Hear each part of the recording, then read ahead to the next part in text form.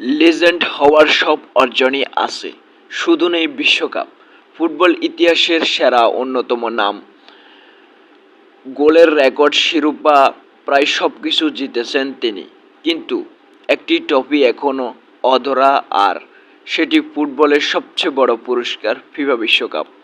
2022 কাতার বিশ্বকাপ শেষে মরক্কোর কাছে হেরে স্বপ্ন ভাঙা হয়েছিল রোনালদোর।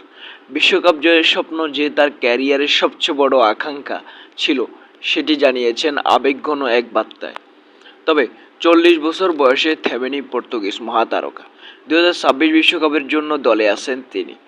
অনেকের মতে এটি হতে পারে তার শেষ বিশ্বকাপ এবং ইতিহাসের পাতায় নিজের নাম আরও উজ্জ্বল করে লেখার শেষ সুযোগ।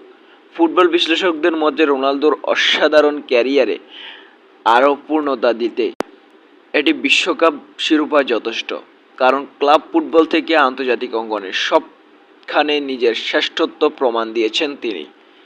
এখন প্রশ্ন একটাই, 2026 বিশ্বকাপে কি রোনালদো শেষবারের মতো বিশ্বকাপের ট্রফি ছুঁয়ে নিজের স্বপ্ন পূরণ করতে পারবেন, নাকি বিশ্বকাপের আকাঙ্ক্ষা নিয়ে শেষ হবে ফুটবল এই জীবন্ত কিংবদন্তি বর্ণাঢ্য যাত্রা? SPS sports, MD Shihab.